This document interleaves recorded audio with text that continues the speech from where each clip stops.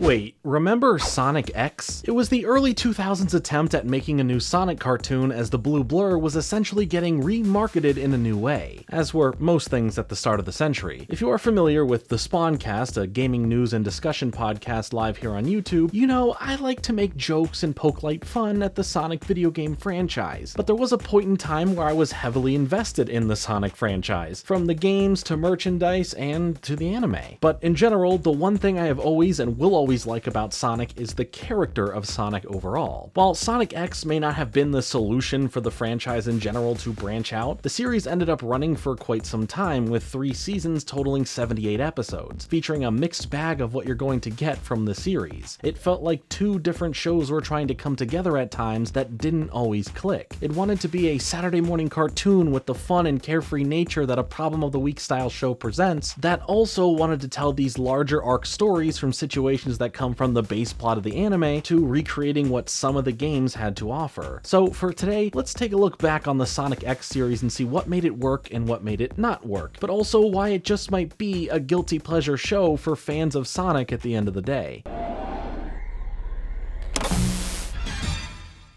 Originally, Sonic X came out in Japan before it made its way here, where I first saw it on the Fox box. Yuji Naka, who at the time served as the head of Sonic Team, the name of the developers for the Sonic video games, would become the executive producer for the anime. His vision for Sonic X would be to help bring the popularity of Sonic to newer heights, believing that the anime, the merchandise, and the video games coming out could really put Sonic up there against the massive juggernaut that Pokemon had already become at the time. 2003 was dubbed Sonic Year internally for the full-on tactics used to build out the Sonic franchise, wanting the newer generation of gamers who are playing on the Game Boy Advance or current home consoles to be introduced to Sonic across the board. I guess the real question here is, was all of this branching out going to truly be worth it for the franchise? It's safe to say that on the gaming side of things, we had some of the most memorable entries into the Sonic franchise outside of the core original games that came before it. At the end of the 90s and the start of the 2000s, Sonic offered an onslaught of new Sonic games: Sonic Advance 1, 2, and 3, Sonic Adventure 1 and 2, Sonic Heroes, and more. There always was representation in gaming form for the series, and this new anime would serve in the aid of brand recognition among many other things. But in a roundabout way, the games would in turn influence the anime, from the attitude of the characters involved aligning to the storylines being used in the show. So let's really break that down, as Sonic X can really be split between the 3 seasons the show had into these multiple different arcs. So let's explore them. Sonic X will be back in a flash!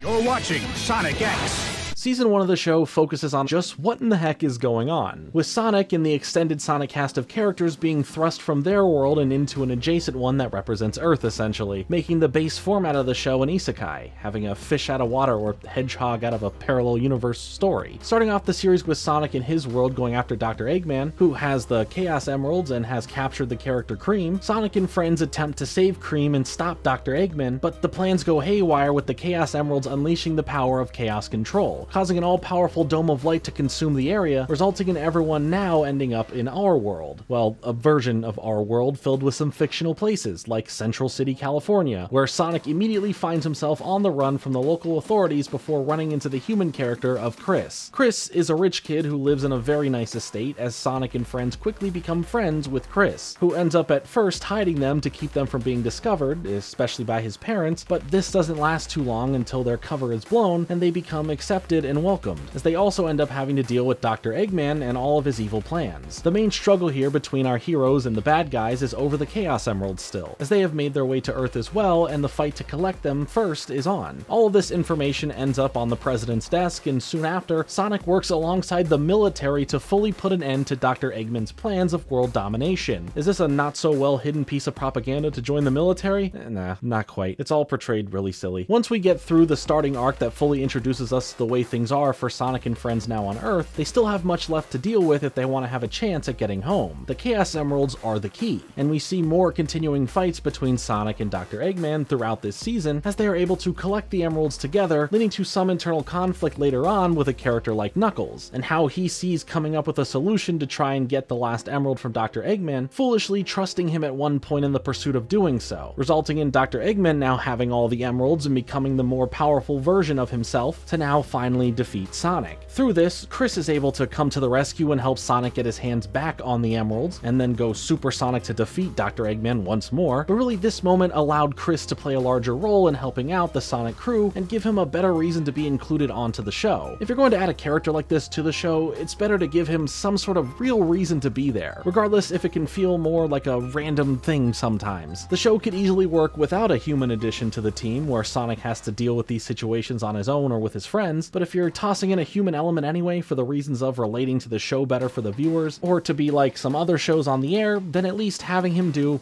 well, anything I guess is good to see. And this is something that will progress more throughout the series, since the human element of the show isn't really going anywhere. After this whole bit of getting the emeralds back and defeating Dr. Eggman again, Sonic and friends attempt to return home with the Chaos Control power, but it doesn't work in doing just that. Instead, it brings to Earth parts of their world and more mysteries to figure out in the next season. Season 1 really is just this mixed match series that does deal with the Chaos Emeralds and Dr. Eggman, but it quickly turns further into the Saturday morning cartoon that it is, featuring a wide array of episodes that are nonsensical, random, and honestly chaotic sometimes due to their plot structures. But I think that's why it oddly works here and there. I wouldn't call it great, but the ridiculousness and absurdity of it all do make for some fun one-off episodes. But don't get me wrong, there are plenty of episodes that are just, not great. Chris often feels like a throwaway character to give us this human vessel, and for the most part he is, but sometimes we do get a little bit more character for him. A character that does have his own life going on outside of being there for Sonic and whatever else is happening. He has his own group of friends that get some screen time, Danny, Francis, and Helen, and they do aid in adding more depth to Chris's character overall, but among this character of friends, one of them gets more of a focus to stand out, and that's Helen, a character bound to a wheelchair who doesn't let that define her. She has wants and dreams, and even Sonic ends up helping her achieve one of them in a very heartwarming episode, allowing us to see how Sonic bonds with the other human characters as well. It's a great moment of character building and world building that we don't get to see a lot throughout the series, especially with what can be deemed as a side character. That being said, the human characters in the show end up being the least interesting part of the series, but that's understandable when the show should be more focused on Sonic and his allies from their homeworld. Sadly, Knuckles, Cream, Amy, Tails, they all feel like they're playing second fiddle when it comes to more screen time for characters like the President or Chris's family. And while those other characters do get some nice moments that make for some good laughs or to drive the plot to be way more crazy than it needed to be, there should have been at least a bit more focus on Sonic's pals, as all that left a lot to be desired, especially in the first season. And this one feels hit or miss with a lot of Sonic fans, or when just speaking about those who watch the show in general. There are bright spots in season 1, but there are a lot of downsides to it as well. But what about where it goes from here? Sonic 2 is where the video game influence comes into play thanks to the adventure games, where the first bit of the season follows the plot of Sonic Adventure 1, but in a much more condensed way. This brings in Dr. Eggman's return, as he ends up finding out about Chaos, this embodiment of power and destruction that feeds on the power of the Chaos Emeralds. To set this power free, Dr. Eggman blasts apart the Master Emerald that held Chaos at bay, scattering the pieces of the Master Emerald, giving Knuckles a side mission to find those pieces, while he also learns a bit about his past. Chaos, though, much like the actual word, is a character that can't really be controlled, going on its own to collect the emeralds and become the most powerful version of Chaos it can become, destroying a whole city, surprisingly harming 0 people by doing so, but it's a cartoon and a 4Kids dub, so what did you expect? Thanks to Sonic having a really fun battle as Super Sonic against Chaos to defeat him, and the help from a character named Tikal, who originally contained Chaos in the Master Emerald along with her own spirit a long time ago, and was now released when Chaos was, they are able to once again contain Chaos within the Master Emerald, along with Tikal's spirit once more. As quickly as that was ran through, we right away jump into the story elements of Sonic Adventure 2, where Shadow the Hedgehog is introduced into the series thanks to Dr. Eggman, and now Shadow's evil doings are being mistaken for Sonic doing them because they see these 2 completely different hedgehogs and think, oh yeah, that's the same person. Haunted by these visions of a woman named Maria whose life was lost due to humans, Shadow is blinded by revenge on the human race, helping Dr. Eggman activate the Eclipse Cannon, a weapon with the power to blow up Earth, but instead is used here by the powers of the Emeralds to blow up half of the moon in a show of force. And things only get worse for Sonic and friends here when they try to go and confront Dr. Eggman. But with all of the Emeralds in the same vicinity now, at this space colony arc, it automates another program unbeknownst to Dr. Eggman set to collide the arc with Earth itself. Now, Dr. Eggman's threats of world domination would be no more if there is no more world to dominate. So good guys and bad have to work together. Chris comes in clutch once again, having time with Shadow to help him fully remember his past and what happened, seeing that Maria in the end never wanted wanted him to seek out this revenge, and plans to now help out the others in stopping Doomsday from happening. In the pursuit of trying to stop this, a giant lizard creature stands in their way, with Sonic and Shadow entering into their super modes to go off and defeat it, as well as finding the solution to stop the Ark from colliding with Earth that would end up taking the life of Shadow. This was easily the best told part of the season and really gave Shadow a thoughtful retelling of his backstory with Maria before he went all Shadow the Hedgehog video game on the world. The problems with Season 2 really boil down to rushing certain story elements of the games. Now, it's not all bad, it's a nice way to adapt certain aspects and create a more clear narrative structure that would work better in this medium. It's just that certain moments from the game itself that do get touched on and get a less than great emphasis put on them, making their impact less interesting or meaningful compared to the games themselves, put a damper on telling them in the first place. Specifically, E-102 Gamma's arc, which tells us the story of a robot that discovers compassion through a bird named Lily, disturbing imagery of robots being torn apart and the animals trapped inside these machines being painfully rebuilt, as well as Amy's kindness in helping Gamma see that they are good, ending on Gamma rebelling against Dr. Eggman and all that he has done to the machines like him, making the ultimate sacrifice in the end, giving up its robot life to set free the birds inside the other robots and its own. If that sounds like a rushed explanation of it all, along with the whole birds inside the robots thing, that's because it's rushed here compared to the game's telling of Gamma. But on that same breath, the detail and amount of time that the season spends on Shadow feels much richer, not being afraid to dig into the complexities that come with the character and his past with Maria, causing him to initially be this powerful villain-like character, but have this realization that turns him to sacrificing his life and becoming a hero. It's filled with great character depth and detailed emotions that translate extremely well from the video game version of the story itself. So I guess this balance here is really wishing that the show's take on Sonic Adventure 1 was as thorough as the show's take on Sonic Adventure 2 when it came to the characters themselves. But that's not even where Season 2 of the show ends, as they begin to adapt other elements from other Sonic games and bring the series back to more of what the first season offered. Sonic X will be back in a flash.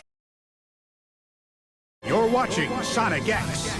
Continuing from the moon itself now being destroyed, Dr. Eggman began repairing it to make up for all the evil that he has done thus far, and even comes up with a solution when this new version of the moon created keeps the moon in front of the sun, with the solution being these sunshine balls that produce artificial sunlight. The public is happy, but Sonic thinks something is fishy, as he discovers that the sunshine balls are really a way to brainwash people into his worshipping, as the people now become mad at Sonic for stopping this until he reveals what Dr. Eggman was really doing, sending him to jail after this was exposed.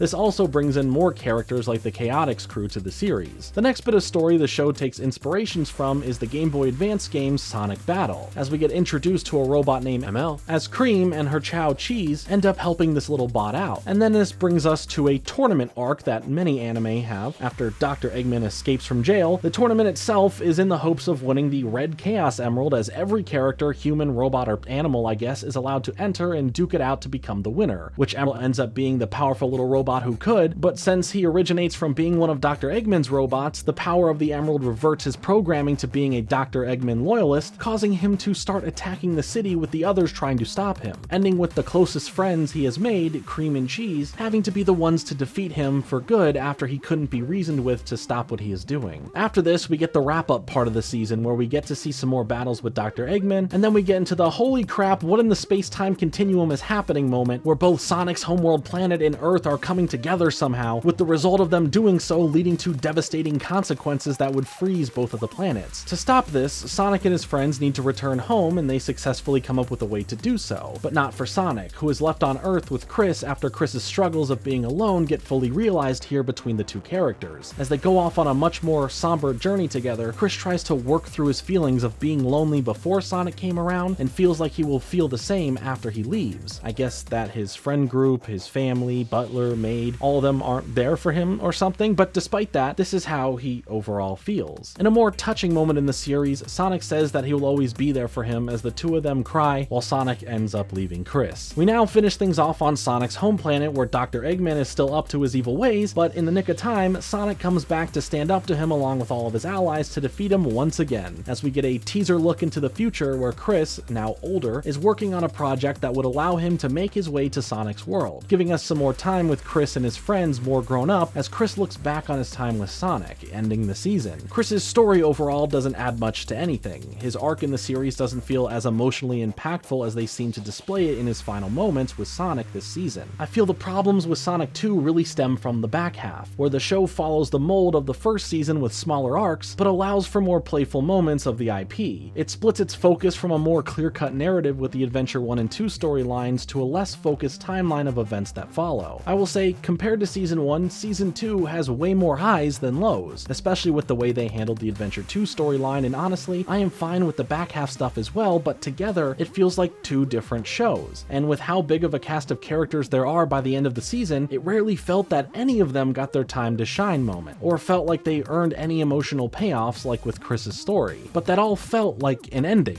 right? We know we have another season to cover, but Season 2 wrapped up the overall conclusion. So then what happened? Well, the show was popular, but just not as popular in the Japanese market, but for markets like North America, Europe, and the Middle East, there was a higher demand to keep the show going, making Season 3 pretty much exclusive outside of Japan until 2022, when it would be finally aired on TV there. So yes, Sonic 3 came from more being wanted, and with that demand, those markets sure got more of the Sonic X that they needed, regardless if Season 2 has what seems like a pretty significant finite ending. But forget all that you know about what has come before, as this season gets a bit wild, and potentially produces a season that you may find constantly better as a whole than the previous two. Sonic is dealing with a threat called Dark Oak while he is in supersonic form, but to stop this altercation from getting worse, with the power that this being has, Sonic sends out the Chaos Emeralds all around the galaxy, and gets away from the battle in general. A new character named Cosmo ends up crashing onto Sonic's planet, as she was in search of the one who can harness the power of the emeralds, as Dark Oak and his army called the Metarex steal the planet egg from Sonic's planet, causing the planet to begin dying with the new goal of re-finding the emeralds to defeat this new enemy. I mean, I get why Sonic tossed out the emeralds like that, but needing them right away again just seems like a cop-out way to have them be searched for once more. Revisiting 18-year-old Chris, who finally figures out how to get to Sonic's world, he enters through the portal to see that he has become his 12-year-old self again, with the time difference on how Sonic's planet works versus Earth, which caused only 6 months to go by for Sonic while it's been 6 years for Chris. This,